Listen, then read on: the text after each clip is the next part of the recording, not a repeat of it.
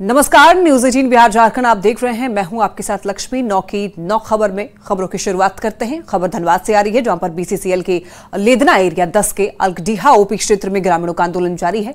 Eighty Devprabha outsourcing में इस आंदोलन को कुचलने की कोशिश की गई। लोगों के बीच दहशत फैलाने के मकसद से फायरिंग और बमबाजी की गई है। आरोप है कि इस दौरान पुलिस मूक दर्शक बनी रही।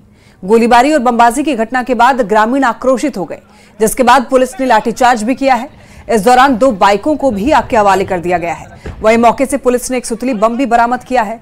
वहीं लोगों का आरोप है कि एटी देवप्रभा आउटसोर्सिंग के मालिक एलबी सिंह और कुंभनाथ सिंह गुंडागर्दी कर रहे हैं। पूरे मामले में लोगों ने रैयती जमीन पर ओबी डंप करने के आरोप में कंपनी के खिलाफ कार्रवाई की मांग की है। देखिए, 2 तस्वीरें टीवी स्क्रीन पर आप देख सकते हैं, जिसमें एक में आप देखिए कि फायरिंग और बमबाजी के बाद की तस्वीरें आप देखिए, और दूसरी है ओबी डंप करने का विरोध यहाँ पर किया जा रहा है। पहाड़ों पर चढ़ते हुए लोग देखे जा सकते हैं। जमीन पर जबरन ओपी डंप करने से यहां पर गुंडागर्दी की खबर भी सामने आई है मालिक के द्वारा। अभी हम लोग के पास 2 झोड़ा कोयला का भी रास्ता था, वो भी 500 फीट वो भी डैम से भर दिया गया। सर, ये जमीन 400 प्लॉट वो जमीन सर रैयत का है, वो हम लोग का जमीन है सर। और हम लोग का जमीन में सीओ साहब भी पुष्टि किया है कि ये जमीन सर रैयत का है। हम लोग और उसमें जबरन कुंभनाथ सिंह, एंटी देवप्रभा संचालक कुंभनाथ सिंह और यहाँ का लोकल माफिया सतीश महतो द्वारा आज हम लोग का क्या स्थिति आ गया आप देख सकते हैं। सतीश महतो का गुंडा आकर हमारे माँ बहन पर अत्याचार किया गया, तो बताइए इस तरह का अगर घटना घटता है तो हम लोग क्या करेंगे। अब गोली बम भी उनके द्वारा चलाया गया प्रशासन के रहते में। खबर बेगूसराय से है। मटिहानी में मामूली विवाद में मारपीट की घटना सामने आई है। 3 लोग पर लाठी डंडे और धारदार हथियार से हमला किया गया है। इस घटना में 2 भाई और एक महिला गंभीर रूप से घायल है, जिनका इलाज सदर अस्पताल में चल रहा है। मारपीट की इस घटना का वीडियो भी सामने आया है। वीडियो में आप देख सकते हैं कि किस तरह से बेरहमी से पिटाई की जा रही है। गांव के ही मुखिया मोहम्मद अमानत शाह और उसके रिश्तेदारों पर मारपीट का आरोप लगा है। और देखिए आप, ये जो तस्वीर है वो अस्पताल की है। घायलों का इलाज चल रहा है अस्पताल में। लाठी और धारदार हथियार से हमला किया गया है। एक तस्वीर में आप देखिए, यहाँ पर मारपीट करते हुए की वीडियो दिख रही है। तो ये मामला बेगूसराय का है। मारपीट की घटना का वीडियो सामने आया है। गांव के मुखिया पर मारपीट करने का आरोप लगा है। मोहम्मद अमानत शाह जिसका नाम है, और उसके रिश्तेदारों पर भी मारपीट करने का आरोप लगा है। इनके साथ मारपीट हुआ है। कौन लोग किया? मेरे गांव के आदमी सब थे और मुखिया जी थे।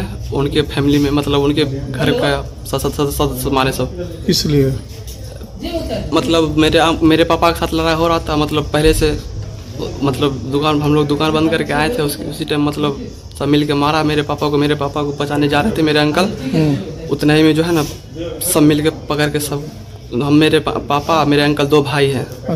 कौन है आपका? वो सब तो गोती ये कौन है आपका? सहुअर है। कौन मारा है सब? इमानत, शहादत और एक मुराद है। वो सब कौन आपका परिवार है क्या? हाँ, गोतिया भाई है। काहे लिए मारा है? छुड़ाने के लिए गए थे भाई को।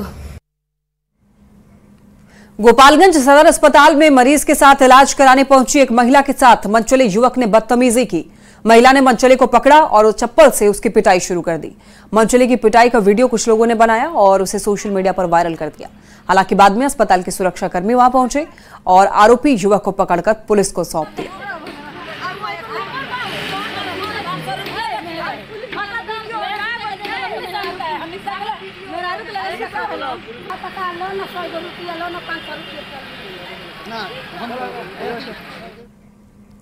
दरभंगा राज परिवार के ट्रस्ट से जुड़े करोड़ों के गहने को फर्जी तरीके से बेचने के मामले की जांच के लिए एसआईटी गठित की गई है और पूरे मामले की जांच शुरू भी हो गई है। दरभंगा के सिटी एसपी शुभम आर्य के नेतृत्व में एसआईटी गठित की गई है। दरभंगा राज के अंतिम महाराजा कामेश्वर सिंह के पोते कुमार कपिलेश्वर सिंह ने 30 जनवरी को एक प्राथमिकी दर्ज कराई थी, जिसमें ट्रस्ट के सदस्यों पर फर्जी तरीके से पुराने गहने, कीमती सामान बेचने का आरोप लगाया था। जिस सोनार ने गहने को खरीदा था उसने उसकी कीमत 88 लाख रुपए लगाई थी। लेकिन कुमार कपिलेश्वर सिंह का दावा है कि पहले भी इसी तरह फर्जी तरीके से लाखों करोड़ों के गहने बेचे गए हैं और ऐसे में पूरे मामले की सीबीआई और ईडी से जांच होनी चाहिए। बहुत वैल्यूबल लैंड है, उसको भी सबलेटिंग कर देते हैं ये। और फिर कामाख्या में भुवनेश्वरी मंदिर है, वहाँ भी सब वो है। तो सारा 108 मंदिर जहाँ जहाँ सारा ईडी से जांच हो, इनकी संपत्ति की जांच हो। मैं चाहता हूँ जो सीबीआई और ईडी सब इन्वॉल्व, तभी पता चलेगा। ये बहुत बड़ा स्कैंडल है और ये बहुत दिनों से चल रहा है। अरबों रुपए का इधर से बंदरमाट हुआ। जब हम लोग गए थे तो मैनेजर ने एक्सेप्ट किया, हाँ उदय जी ने बोला है लॉकर खुली है, वहाँ से सामान निकल के बेच दिया गया। मैनेजर ने एक्सेप्ट किया, उदय जी भी बोल रहे हैं हाँ बेचा है मैंने, सामान भी रिकवरी हो गई है। तो अब तो पुलिस करेगी। स्पेशल इन्वेस्टिगेशन टीम बनाया गया है सिटी एसपी साहब के नेतृत्व में, और अनुमंडल पुलिस पदाधिकारी, थानाध्यक्ष और इन्वेस्टिगेटिव ऑफिसर अन्य पदाधिकारी इसमें है। उनको निर्देश दिया गया कि पूरा जो कागज़ है, ट्रस्ट डीड है, बैंक का जो कागजात है, सभी जो संबंधित जो कागज़ है, फिर संबंधित जो आदमी है उससे संबंधित उनको पूछताछ करेंगे, स्टेटमेंट लेंगे, और जब तक ये कागज़ का स्टडी नहीं करेंगे उसमें थोड़ा निर्णय आना भी मुश्किल है। इसीलिए वो लोग अभी अनुसंधान चल रहा है। जांच पटना सिटी के बाईपास थाना क्षेत्र में देर रात मोबिल के गोदाम में भीषण आग लग गई। आग लगने के बाद इलाके में अफरा तफरी मच गई। आग ने बगल के कुरकुरे के गोदाम को भी अपने आगोश में ले लिया। फायर ब्रिगेड की गाड़ी ने कड़ी मशक्कत के बाद आग पर काबू पाया है। तो मोबिल के गोदाम में भीषण आग लगी है। आग लगी की तस्वीरें टीवी स्क्रीन पर आप देख सकते हैं। दमकल की 26 गाड़ियों ने मौके पर पहुंचकर आग पर काबू पाया है। कड़ी मशक्कत के बाद आग बुझाई गई है। अग्निशमन की टीम ने फोम का इस्तेमाल करके आग पर काबू पाया है। आगलगी की करोड़ों रुपए के नुकसान की आशंका जताई जा रही है। आग लगने की वजह हालांकि स्पष्ट नहीं हो पाई है। आशंका है कि शॉर्ट सर्किट की वजह से आग लगी है। गोदाम में अवैध तरीके से मोबाइल के भंडारण की खबर है। पुलिस ने गोदाम मालिक के खिलाफ सख्त कार्रवाई की भी बात कही है। तो मोबिल के गोदाम में भीषण आग लगने की खबर, तस्वीरें आप देख सकते हैं। और आग इतनी ज्यादा भयावह थी कि आग की चपेट में आसपास के कई और दुकान भी इसमें शामिल हो गए हैं। तो फायर ब्रिगेड ने कड़ी मुशक्कत के बाद आग पर काबू पाया है। हाँ, ये बाईपास थाना अंतर्गत ये पहाड़ी रोड है। यहाँ पर एक सूचना मिली थी कि एक गोडाउन है, वहाँ पे आग लगी है। तो यहाँ पर हमने हमारी अग्निशमन केंद्र से हमारे पूरे अलग अलग केंद्रों से कुल 26 गाड़ियाँ हमने यहाँ पर लगाई है और 26 अग्निशमन वाहन यहाँ पर काम कर रहे हैं। हमारे लगभग 4 फायर स्टेशन से सभी फायर स्टेशन प्रभारी, डिस्ट्रिक्ट फायर अफसर और बाकी थाने के सभी लोग ऑफिसर्स भी यहाँ पर लगे हुए हैं। आग भयावह थी लेकिन उस पर काबू पा लिया गया है। राजधानी पटना से एक बड़ी खबर सामने आ रही है। पटना जिले में स्कूल का टाइम बदला गया है। डीएम शीर्षत कपिल अशोक ने यह आदेश जारी किया है। सुबह 8 बजे से पहले और शाम 5 बजे के बाद नहीं होगा कक्षा का संचालन। जी हां, सभी प्री स्कूल से लेकर के कोचिंग संस्थानों के लिए आदेश जारी किया गया है। तो ये बड़ी खबर आप तक पहुंचा रहे हैं। आपको बता दें, पटना जिले में स्कूल का टाइम जो है वो बदला गया है। समय में बदलाव किए गए हैं। डीएम शीर्षत कपिल अशोक ने आदेश जारी किया है। सुबह 8 बजे से पहले और शाम 5 बजे के बाद कक्षा का संचालन नहीं होगा और सभी प्री स्कूल से लेकर कोचिंग संस्थानों के लिए ये आदेश जारी किए गए हैं डीएम की तरफ से। तो बड़ी खबर पटना से, डीएम शीर्षत कपिल अशोक ने आदेश जारी किया है और आदेश में बताया गया है कि जिले में स्कूल का टाइम बदलाव किया गया है। बिहार के नियोजित शिक्षकों को अब सक्षमता परीक्षा पास करना अनिवार्य होगा, क्योंकि 3 बार मिले मौके के बाद भी अगर वो फेल होंगे तो वैसे शिक्षकों की सेवा समाप्त हो जाएगी। के पाठक की कमेटी ने बैठक करके ये फैसला लिया है कि बिहार बोर्ड अब 4 चरण में सक्षमता परीक्षा लेगा, जिसमें हर शिक्षकों को पास करने के लिए 3 मौके दिए जाएंगे। ऐसे में परीक्षा में एक बार भी शामिल नहीं होने और तीनों बार में पास नहीं करने पर उनकी सेवा समाप्त हो जाएगी। तो ये मैंडेटरी है, अनिवार्य है, सभी को सक्षमता परीक्षा देना होगा।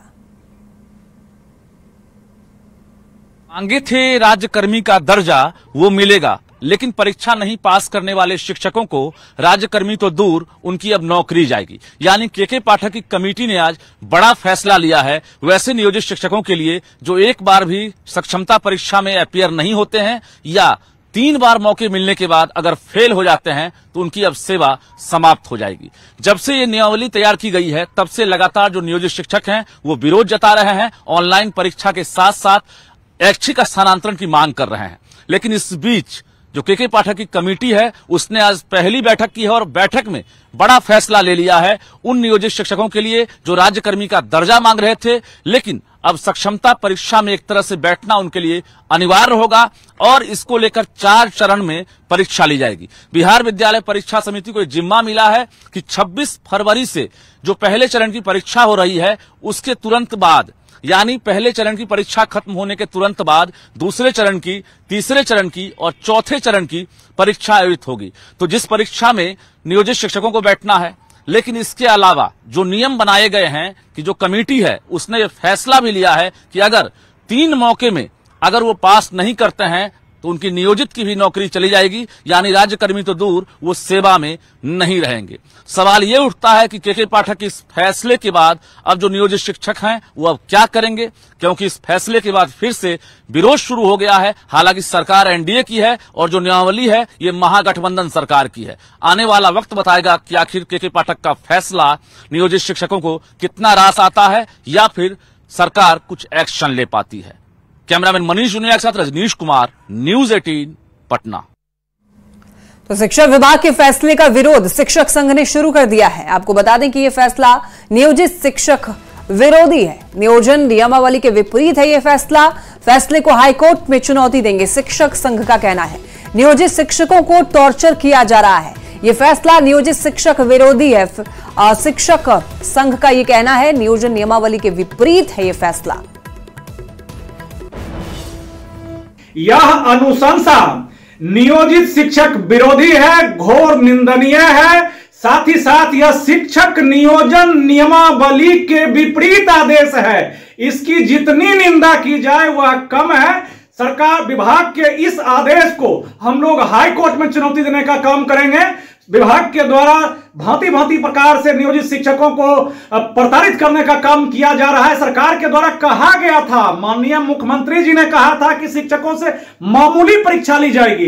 बावजूद इसके शिक्षा विभाग के द्वारा बीपीएससी की वही सिलेबस जिससे फ्रेश शिक्षकों की बहाली हुई है, उसी सिलेबस को अपनाते हुए 10 साल 20 साल से नौकरी करने वाले शिक्षकों के परीक्षा लेने का प्रावधान किया जा रहा है। यह कहीं से भी उचित प्रतीत नहीं होता है।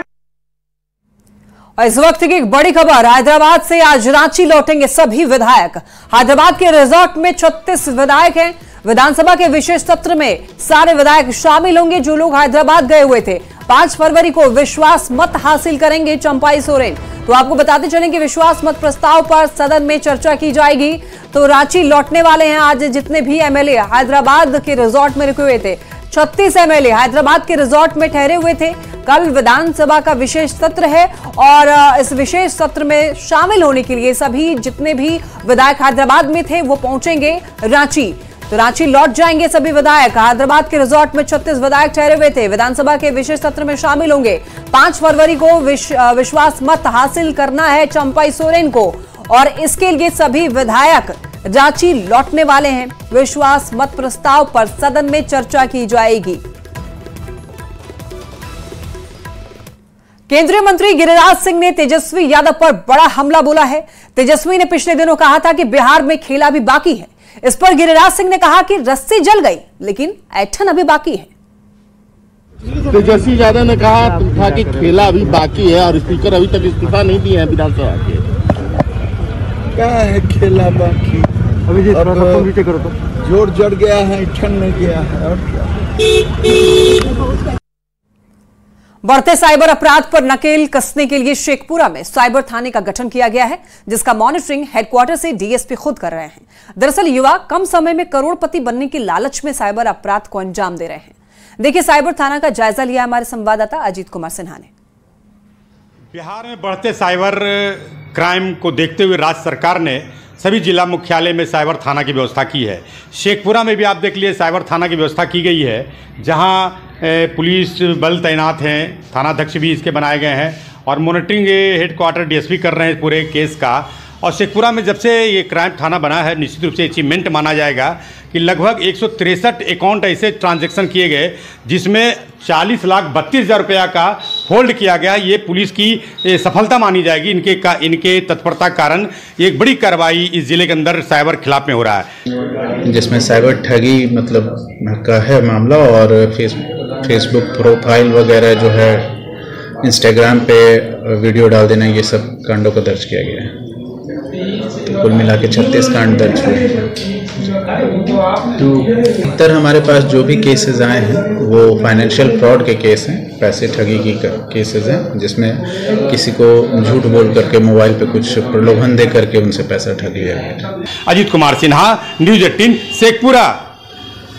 बड़ी खबर मोतिहारी से है। सरकारी स्कूल के शिक्षक पर 6 साल की बच्ची से दुष्कर्म करने का आरोप लगा है। वारदात के बाद से आरोपी शिक्षक घर छोड़कर फरार है। ये घटना पंचपकड़ी थाना क्षेत्र की बताई जा रही है। पुलिस ने बच्ची को मेडिकल जांच के लिए भेज दिया है। पीड़ित की मां के बयान पर आरोपी किशोर रवि उर्फ गुड्डू सिंह के खिलाफ प्राथमिकी दर्ज कर उसकी गिरफ्तारी के लिए छापेमारी की जा रही है। तो एक शिक्षक पर दुष्कर्म का आरोप लगा है 6 साल की बच्ची के साथ। तो बड़ी जानकारी अब तक पहुंचा रहे हैं। मोतिहारी से बड़ी खबर है। वारदात के बाद आरोपी शिक्षक फरार बताया जा रहा है। हालांकि आपको बता दें कि एफआईआर दर्ज कर ली गई है। गिरफ्तारी के लिए छापेमारी भी की जा रही है। पंचपकड़ी थाना क्षेत्र की घटना बताई जा रही है। एक शिक्षक ने एक 6 साल की बच्ची से दुष्कर्म किया है और आपको बता दें कि परिवार के बयान पर आरोपी किशोर रवि उर्फ गुड्डू सिंह के खिलाफ एफआईआर दर्ज की गई है। खबर अयोध्या से है। रामलला की प्राण प्रतिष्ठा के बाद अयोध्या में लगातार श्रद्धालुओं का तांता लगा हुआ है। रामलला के दर्शन के लिए श्रद्धालुओं की भीड़ उमड़ रही है। अयोध्या में दूर दूर से श्रद्धालु पहुंच रहे हैं। अयोध्या में भक्तों के लिए अच्छी व्यवस्था भी की गई है। सभी को दर्शन मिल रहे हैं। पुलिस प्रशासन के अधिकारी भी लगातार भीड़ पर नजर बनाए हुए हैं। और आपको बता दें कि सुरक्षा की अगर बात करें तो अयोध्या में सुरक्षा के भी पुख्ता इंतजाम किए गए हैं। तस्वीरें आप देख रहे हैं, अयोध्या की तस्वीर है। रामलला के दरबार में श्रद्धालु लगातार पहुंच रहे हैं। 22 तारीख के बाद से श्रद्धालुओं की भारी भीड़ देखी जा रही है। रामलला के दर्शन करने के लिए राम भक्त लगातार अयोध्या पहुंच रहे हैं और अयोध्या में व्यवस्थाएं भी दुरुस्त की गई हैं। सुरक्षा के लिहाज से भी पुख्ता इंतजाम किए गए हैं।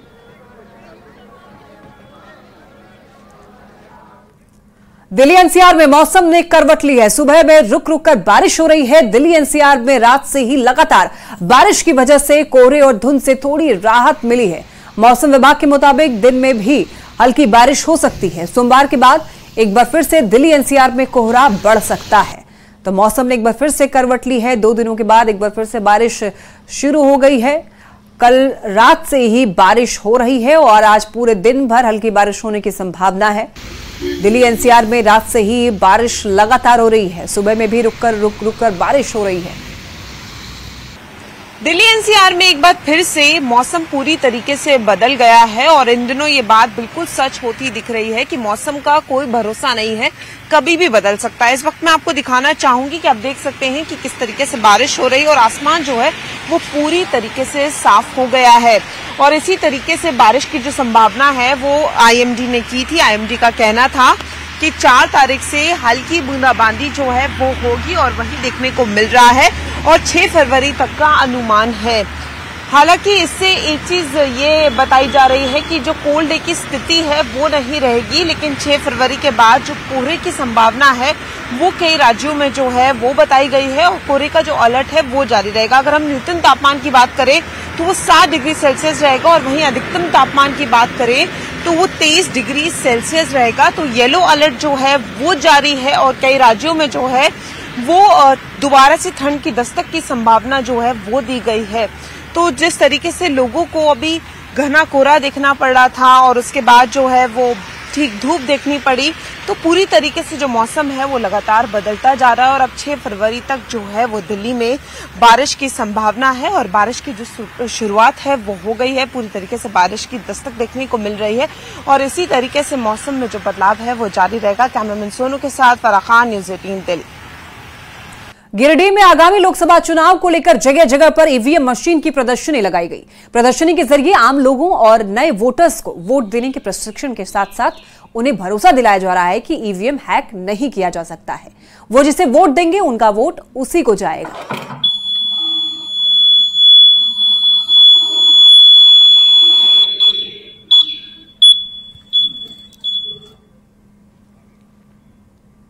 और वक्त तो चला एक छोटे से ब्रेक का। खबरें लगातार जारी है, बने रहिए न्यूज़ 18 के साथ।